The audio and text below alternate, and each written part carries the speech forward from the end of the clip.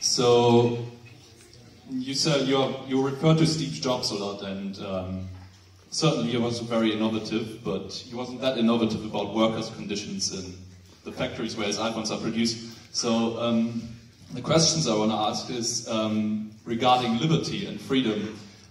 Certainly liberty and freedom is also a question about the choices you have for yourself. And the workers in China certainly don't have a choice, have the choice between working 80 hours for Apple or dying. Is that freedom? And then to just a thing you said, just to take up your criticism. So my question is essentially, with every political thing, is what is your utopia, right? What's the world we want to live in? And I think the system you're advocating, laissez-faire capitalism, it's happened, right, in the 19th century, and that was essentially the situation where people didn't have a choice between working and dying. And you know, I think that's not the world we want to live in, and it's certainly not the world I want to live in. That's right. Before the 19th century, the only choice they had was to die. And you want to take the choice to live from them, and that's fantastic, right?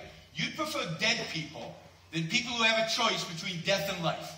I find that bizarre, because before the Industrial Revolution, how many kids lived to see the age of 10? Less than 50%. What was life expectancy? 39. I can get to his question, believe me, I'll answer it in detail. Yes, I'm offering them a choice to live. That's exactly what the Industrial Revolution did. It raised the standard of living of all of us. You wouldn't be here if not for laissez-faire capitalism during the 19th century. You wouldn't have any wealth to redistribute today. We'd still be living to 39. We'd still be dying when we were children. You think the Industrial Revolution created child labor? What did children do before the Industrial Revolution? They worked on farms and died working on farms. What the Industrial Revolution allowed them to do is earn enough money so they didn't have to die. Oh my God, what a horrible thing. Children living. We wouldn't want that, right? So what the 19th century did was allow us to create enough wealth so we as parents could take our children out of the workforce, because nobody wants children to work, and put them into schools. But before the end of the 19th century, before laissez-faire capitalism, before we created the wealth that laissez-faire capitalism allowed us to create, we were too poor to keep our children home. You guys should study just a little bit of history. It would be helpful. Now let me talk about China, because I, counter to you guys, have been to China, have talked to those people. They love their jobs at Apple. They love their jobs at Apple because the alternative is not death. The alternative is not death. The alternative is going back to the farm and living under socialism, the system that you love so much. And that system, well, it is, because those are the two alternatives at the end of the day.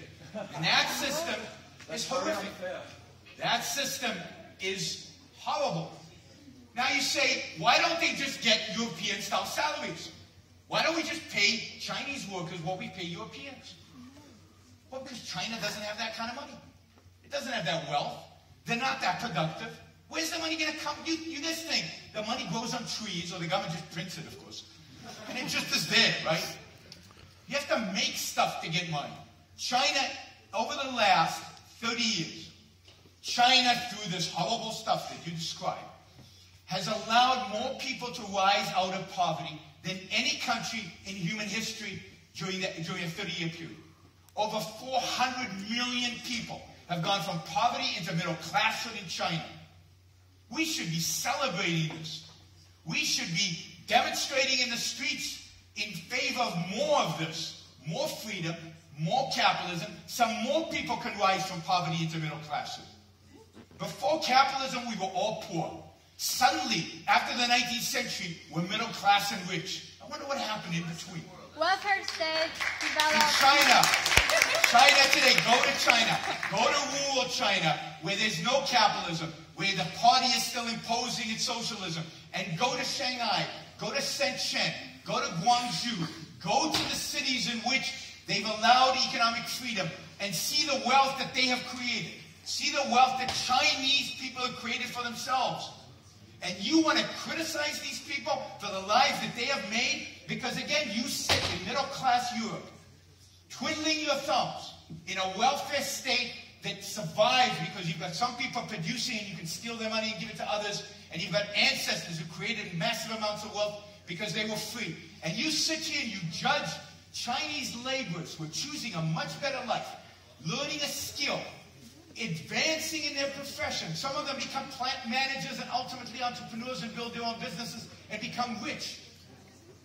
It's a disgrace. I mean, literally, it makes me so angry because it is a disgrace. The West is a disgrace because you want to keep them in poverty. Let me go back to the CO2. Do you know what would happen to the poor in Africa if you guys got your way with CO2? You would institutionalize them into poverty. They would always be poor because the way to rise up is to burn fuel. That's how we get energy. So if you ban oil, Africans will always be poor. But you don't care. You care more about the snails than you do about anybody living in Africa. If you cared about Africans, you would be advocates for capitalism. You would want them to burn carbon fuels. You would want them to be rich. And the only way to be rich is to make it, produce it, create it, and that requires economic freedom. That requires burning fossil fuel. That requires property rights. That's what you should be advocating for Africa, if you really care. You don't have compassion. I have compassion. I care about Africa. I've been to Africa. I've been to China.